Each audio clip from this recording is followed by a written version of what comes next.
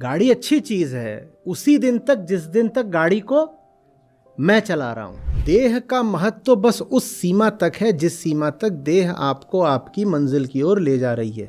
तो 65 के युद्ध में पाकिस्तान के जो विमान थे वो बहुत बेहतर थे भारतीय विमानों से, वो अमेरिकी मदद से मिले हुए थे। उनके जीवन की परिभाषा क्या गलत समझ ली है। मिलिट्री के ट्रकों के भी आप टायर देखिए कैसे रहते हैं एकदम उनको, क्योंकि उनसे अब जम करके काम करवाना है ना।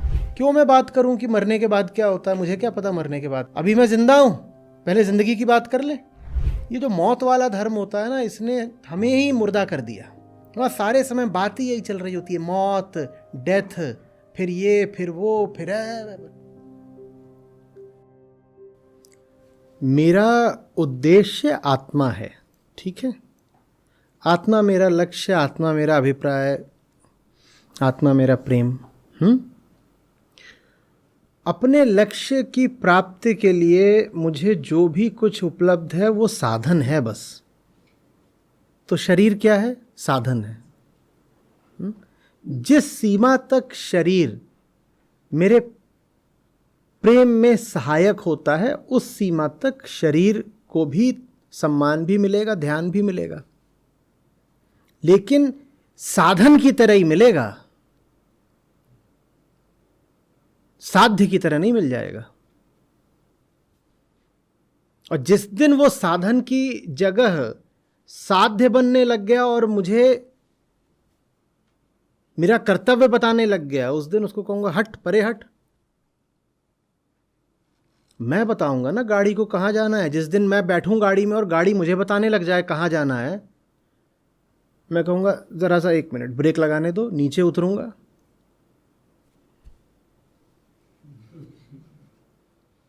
गाड़ी अच्छी चीज है उसी दिन तक जिस दिन तक गाड़ी को मैं चला रहा हूं। मैं गाड़ी का ख्याल भी रखूंगा, सर्विसिंग भी कराऊंगा, पॉलिश कराऊंगा, उसमें ईंधन डालूंगा और जो भी चीजें सब करूंगा उसकी गाड़ी की। गाड़ी बहुत अच्छी चीज है, पर गाड़ी अगर ऐसी हो गई कि गाड़ी मेरे बिस्तर पर पार्क्ड है और मैं गैराज में पार्क्ड हूं, और सुबह सुबह गाड़ी मुझे बता रही आओ चलो बैठो तुम्हें एक जगह छोड़ेंगे, मैं पूछ रहा हूं कहां देवी बता दीजिए, तो गाड़ी कह रही गुस्ताख मुंह बहुत चलाता है, जिधर को हम बताएं बस उधर को चलो, और ले जा रही है ले जा रही है। अचानक मूड स्विंग हो गया, देह का तो यही है मूड स्विंग। अचानक रास्ते में गाड़ी का मूड स्विंग हो गया और ऐसे घूम गई और वो भी कहीं और ले जा रही है। तो ऐसी गाड़ी से तो फिर पैदल चलना भला। मतलब समझ रहे हैं? देह का महत्व तो बस उस सीमा तक है जिस सीमा तक देह आपको आपकी मंजिल की ओर ले जा रही है। अपने आप में देह कुछ नहीं है, अपने आप में देह मिट्टी है। अपने आप में देह की क्या अहमियत है बताइए जरा। साथ ही साथ हम ये भी कह रहे हैं, अगर आपको अपने लक्ष्य तक, अपने गंतव्य, अपनी मंजिल, अपने प्रेम तक जाने के लिए किसी साधन की ज़रूरत हो और आप उसको ख्याल ना रखें तो भी आप अपराधी हो गए।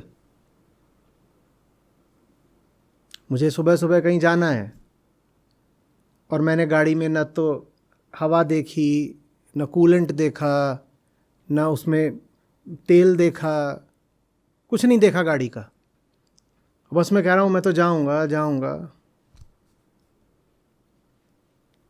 तो गाड़ी थोड़ी देर में क्या करेगी? तो अपराधी हो गया ना मैं। अपराधी इसलिए नहीं होगा कि गाड़ी खराब हो गई, अपराधी ये नहीं होगा कि बेचारी गाड़ी खराब हो गई, अपराधी इसलिए हो गया कि अब मंजिल नहीं मिलेगी।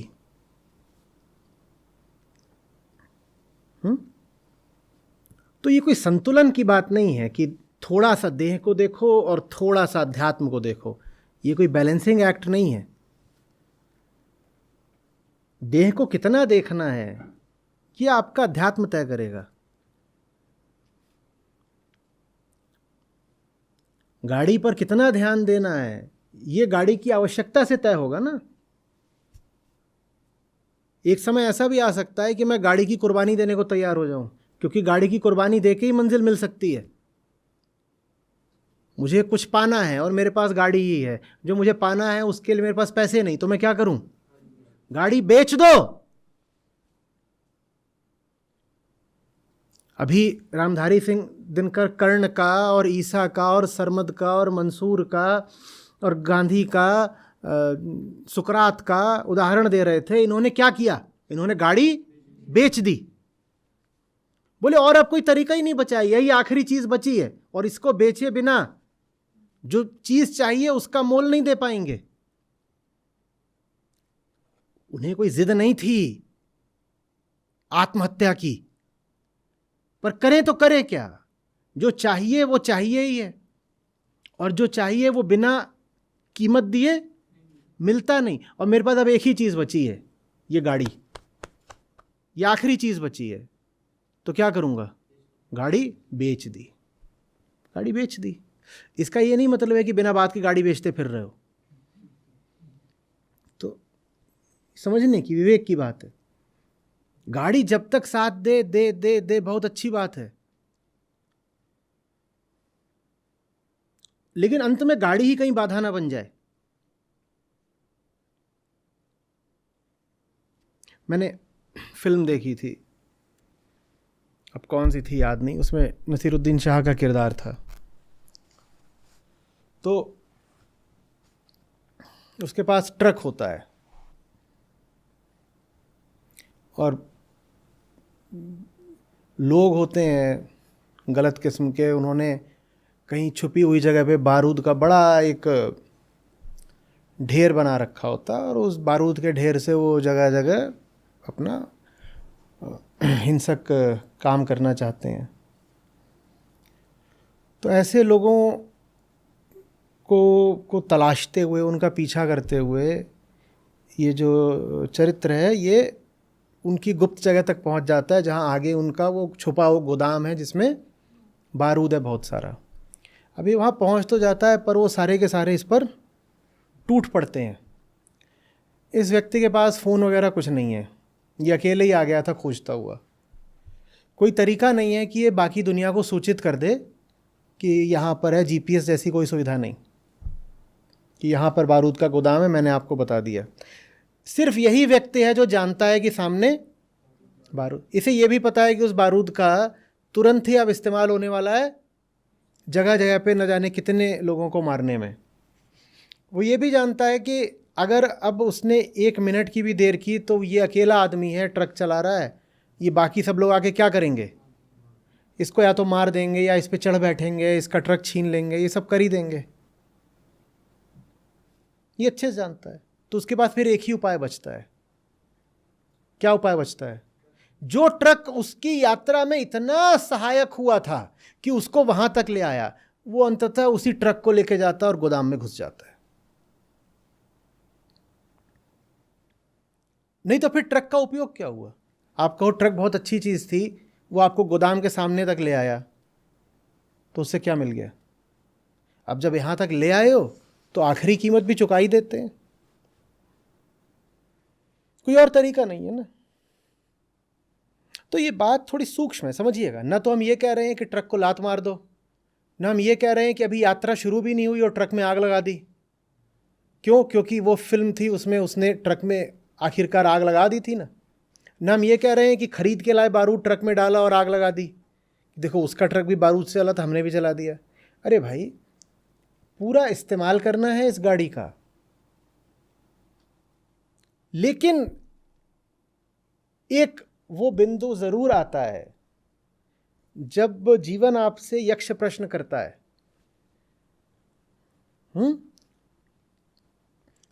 कहता है या तो इसको बचा लो या प्रेम पालो।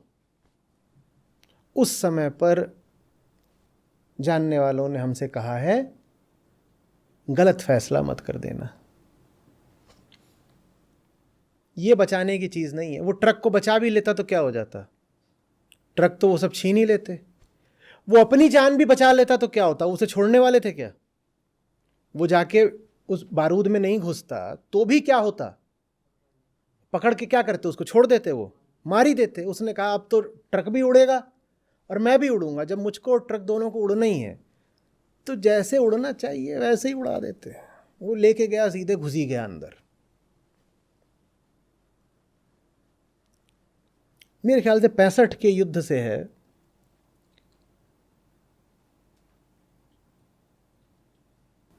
कोई थी, देखिएगा। तो 65 के युद्ध में पाकिस्तान के जो विमान थे वो बहुत बेहतर थे भारतीय विमानों से। वो अमेरिकी मदद से मिले हुए थे उनके, तो वो कोई तुलना ही नहीं थी जो भारतीय विमान थे और जो वो थे भारतीय नैट्स थे। ठीक है, वो हल्के छोटे विमान थे, सिंगल सीटर मेरे ख्याल से। उनके शायद स्टार फाइटर्स इस नाम से थे। तो वो एक विमान था, वो उनका मिशन था, भेजा गया था कि, और भारतीय वायुसेना उसमें शुरू में थोड़ा हल्की पड़ रही थी। अगर आप 65 के युद्ध देखेंगे तो उसमें ये सब है कि जो नंबर ऑफ किल्स होती हैं, किसके कितने विमान गिरे, तो आईएएफ के भी बहुत विमान गिरे थे उसमें। 71 में बात पलट गई थी, पर 65 में तस्वीर थोड़ी अलग थी। तो ये वहाँ जा रहे हैं, उनको पता है कि हमारी जो जो जो टेक्नोलॉजी है वो उतनी बढ़िया नहीं है, पाकिस्तान को अमेरिकी टेक्नोलॉजी है। तो एक पायलट ने अपना प्लेन ही सीधे उस रिफाइनरी में ही डाल दिया। बॉम्बिंग नहीं हो पा रही है, बॉम्बिंग का मिशन था कि वहाँ से ही जो ईंधन की सप्लाई थी पूरी सेना को वो रोकनी थी, या क्या था देख लीजिएगा, हो सकता है मेरे फैक्ट्स ऊपर नीचे हो रहे हो।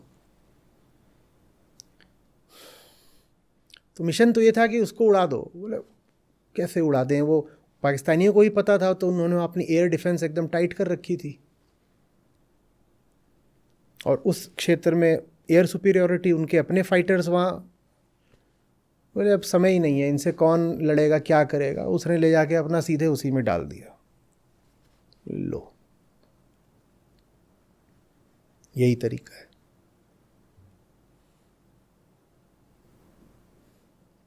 कोई नहीं कह रहा है कि यही करना शुरू कर दो, कि हवाई अड्डे से अपना विमान लेके उड़े और कहीं भी ले जा करके वहीं खेत वेत में गिरा दिया, कि अंततः शरीर का मूल्य ही क्या है, ये नहीं कहा जा रहा।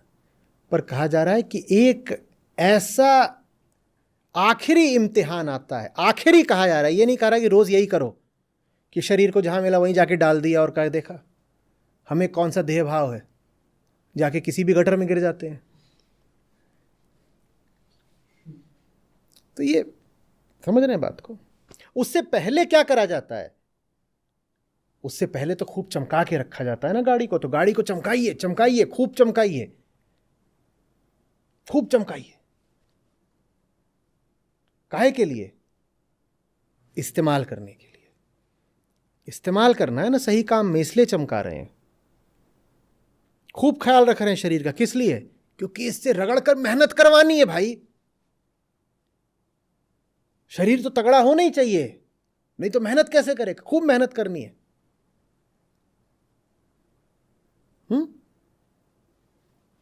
शरीर इसलिए नहीं तगड़ा बना रहे हैं कि आकर्षक हो जाएगा तो लड़के लड़कियां खिंचाएंगे, या आकर्षक हो जाएगा तो कपड़े बढ़िया पहनेंगे, या कोई और बात, या खाना बढ़िया पचेगा, नींद अच्छी आती है जब शरीर बढ़िया रहता है। ये सब कुछ नहीं है। शरीर वैसे ही चमका रहे हैं जैसे गाड़ी का ख्याल रखा जाता है। गाड़ी बढ़िया रहेगी तो अच्छी चलने की बात नहीं है, मंजिल तक जाना है, गाड़ी बढ़िया रखनी पड़ेगी। आप कभी जाइए वहाँ पे, वायुसेना के विमान देखिए कैसे रहते हैं, एकदम चमकते हुए। आप उनके टायर्स देखिए कैसे रहते हैं, जैसे वे एकदम नए हों। मिलिट्री के ट्रकों के भी आप टायर देखिएगा कैसे रहते हैं, एकदम उनको, क्योंकि उनसे अब जम करके काम करवाना है ना, इसी तरह इससे जम के काम कराना है। तो इसीलिए इसको खूब मरम्मत इसको दे के रखो, वर्जिश करके रखो। मजबूत नहीं रहेगा तो काम कैसे करेगा?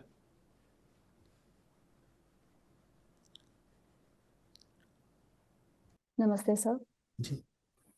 जैसे जो अवलोकन की बात आप करते हैं, एंड ये बात तो बहुत क्लियरली समझ में आई है कि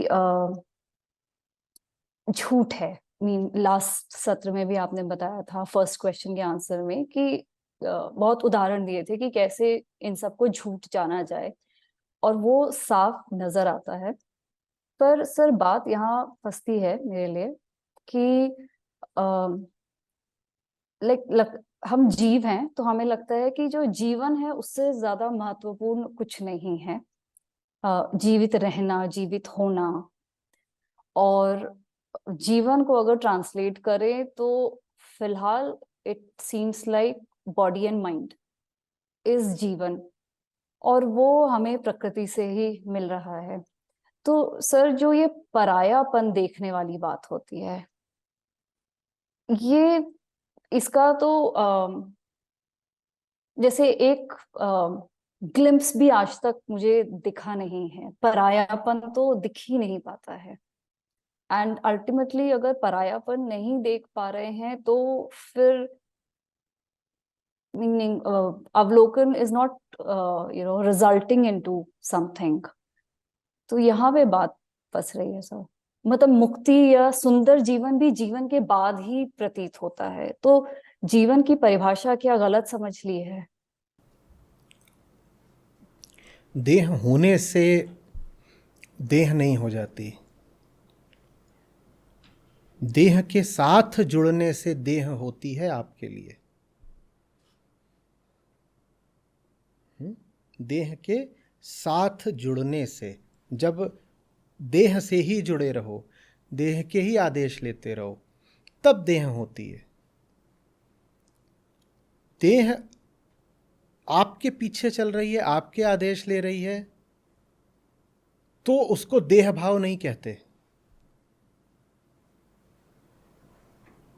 अभी आप बैठी हुई हैं, आपकी देह है, क्या आपको अपनी टांगों का, घुटनों का, अंगूठों का कुछ ख्याल है? नहीं है। आपकी आंखें हैं और कान हैं जो इस वक्त सक्रिय हैं। आंखें स्क्रीन की ओर देख रही हैं और कानों में कुछ लगा हुआ है, आप सुन रही हैं। आपने कानों को अनुमति क्यों नहीं दे दी है? आप उतार दीजिए कानों से, बोलिए जो सुनना हो सुनो। आंखों को आपने क्यों नहीं छूट दे दी है, जहां जाना है जाओ? आंखें आपके पीछे पीछे चल रही हैं ना। मान लीजिए अभी आप ध्यान पूरी तरह छोड़ दें, अभी आपका मुझ पर कुछ ध्यान है, मान लीजिए वो ध्यान पूरी तरह भंग हो जाए, ये आंखें क्या तब भी स्क्रीन को ही देखती रहेंगी? तो आप हटी तो आंखें हट गई ना। तो माने अभी भी स्क्रीन पर आंखें इसलिए हैं क्योंकि स्क्रीन पर पहले आप हैं, आप पहले हैं, आंख पीछे है। आप हट जाए तो आंख भी स्क्रीन पर नहीं लगेगी। इसी तरीके से कुछ आवाज़ें और भी होंगी, आपने शायद उन्हीं आवाज़ों को हटाने के लिए कान पर ही लगाया है। मान लीजिए वो आवाज़ें नहीं भी हों, ये नहीं भी लगाओ, तो भी अभी अगर दूसरी आवाज़ें आ जाएं तो भी आपके कान नहीं सुनना चाहेंगे। लेकिन अगर आप हट जाएं तो कान दूसरी आवाज़ों से भी आकर्षित हो जाएंगे। देह भाव का अर्थ ये नहीं होता है कि देह है। देह भाव का अर्थ होता है देह मालिक है।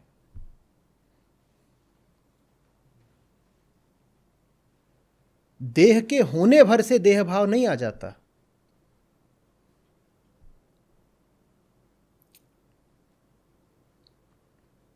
जिस क्षण आप मालिक हो गए उसी क्षण को कहते हैं देह को पराया जान लेना। आप मालिक हो गए से आशय है आपने आत्मा को अपना मालिक बना लिया, देह को घोषित कर दिया तुम पराई, आत्मा मेरी। आपने कह दिया आत्मा मेरी, तुम पराई। तो आत्मा के हिसाब से बेटा अब तुमको चलना पड़ेगा, आपने देह को बोल दिया। यही देह का परायापन है। देह के परायेपन से अगर आपकी उम्मीद है कि एक दिन ऐसा आएगा कि हाथ पता ही नहीं चलेंगे या हाथ उतने ही पराये लगेंगे जितनी ये मेज़, तो ऐसा तो कभी भी नहीं होने वाला। समझ रहे हैं? फिर से समझिए, देह भाव का अर्थ है कि देह मालिक है, वो देह भाव होता है।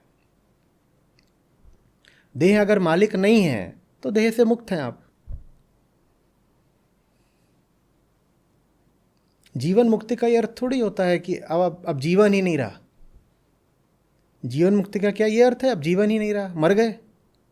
जीवन मुक्ति का अर्थ होता है जीवन है पर जीवन हम पर राज नहीं कर रहा, जीवन हमें नचा नहीं रहा।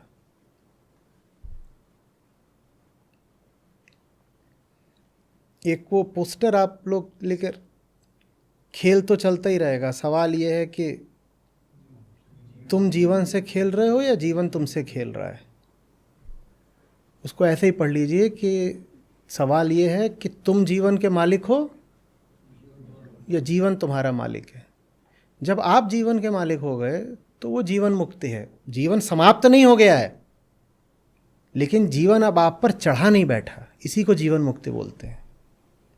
जीवन तो है पर जीवन हम पे चढ़ा नहीं बैठा है। तो आप अगर अभी शरीर को आज्ञा देकर स्क्रीन के सामने ले आ पाई हैं तो यही शरीर से परायापन है।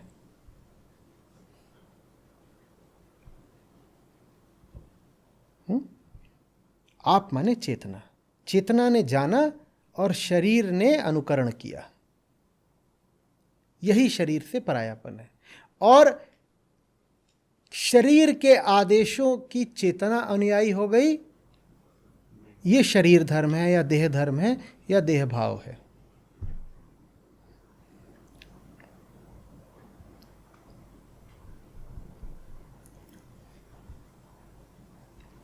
स्पष्ट हो रहा है ये? जी, वो कुछ ऐसा मेटाफिजिकल कॉन्सेप्ट लगाने लग गई थी, मैं ये गलती कर रही थी।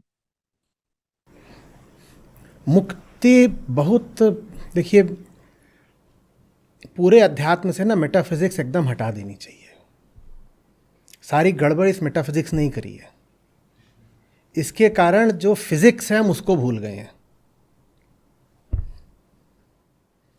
अब मेटाफिजिक्स में ना कोई साक्ष्य होते ना प्रमाण होते, कुछ भी ऐसी मेटाफिजिकल है मामला, उसका तो कुछ हो नहीं सकता। एकदम दिमाग से निकाल देनी चाहिए। अपनी अगर हम भलाई चाहते हो तो जो कुछ भी अदृश्य, अज्ञात, पराभौतिक वगैरह वगैरह है वो सब हटा देना चाहिए। जिंदगी सीधी, स्पष्ट, प्रत्यक्ष, भौतिक, टेंजिबल, सिर्फ इसकी बात करनी है। क्योंकि मुझे सबका तो आपका पता नहीं, मेरी ज़िंदगी तो ऐसी ही है, मैं तो इन्हीं में जीता हूँ भाई।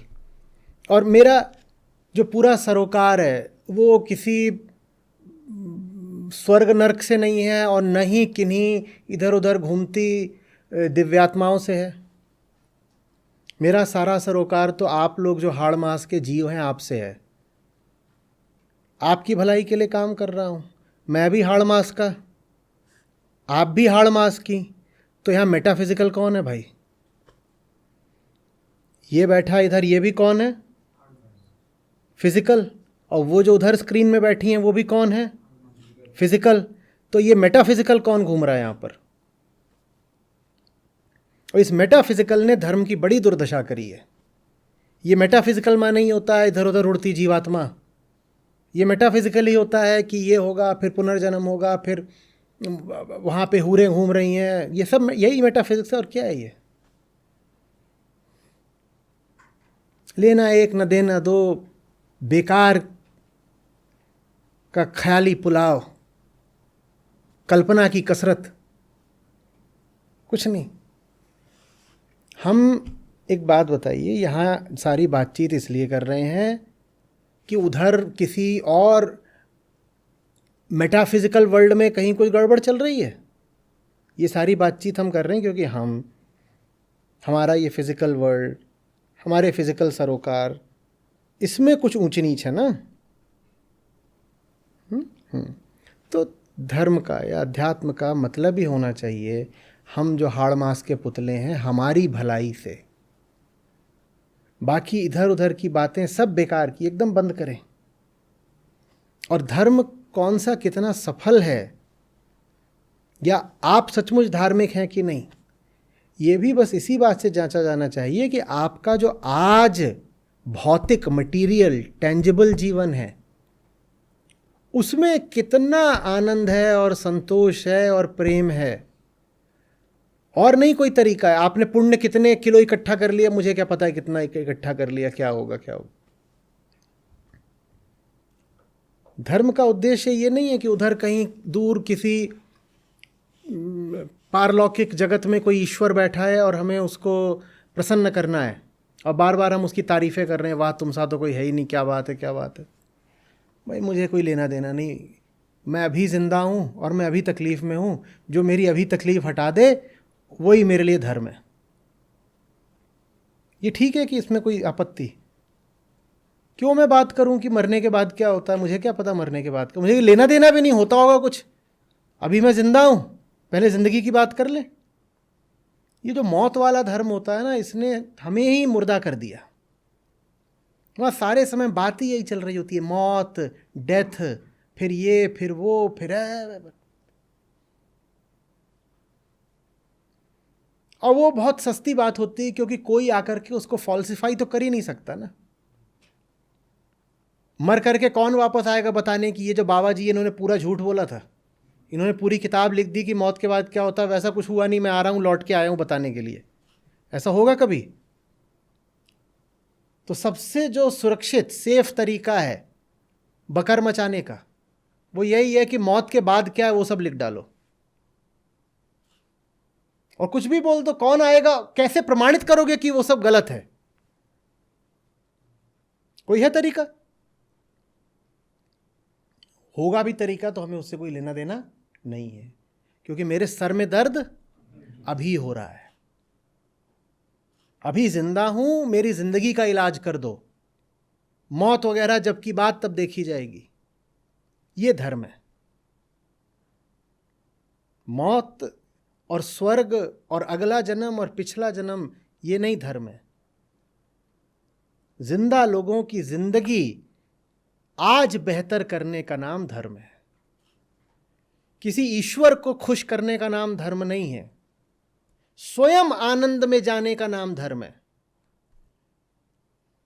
धर्म के केंद्र में कोई पारलौकिक सत्ता नहीं बैठी है, धर्म के केंद्र में ये हाड़मास का जीव बैठा है। धर्म मेरे लिए है, मेरे लिए, और जो धर्म मेरे काम नहीं आ सकता अस्वीकार है, धिक्कार है, नहीं चाहिए। फिर से बोलो, धर्म के केंद्र में ये मिट्टी का पुतला बैठा है, ये दहक रहा है, ये बेचैन है, इसको शांति दो ना, इसको शांति मिली तो धर्म है। बाकी इधर उधर की फिजूल बातें बंद करो।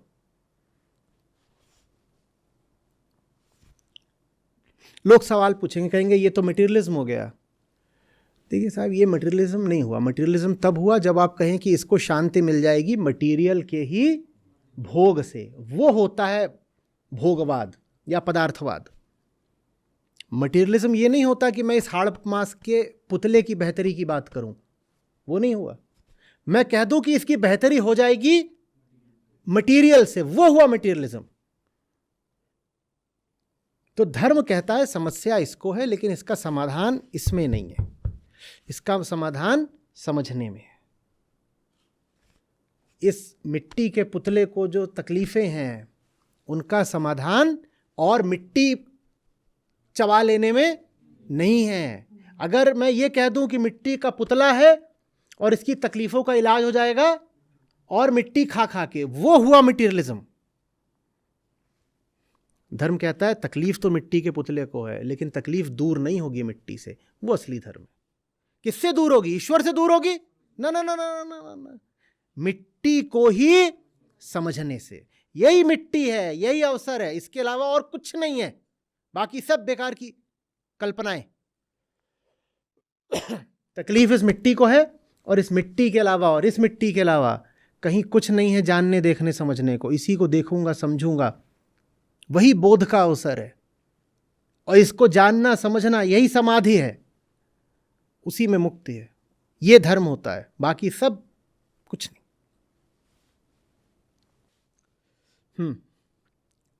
Thank you.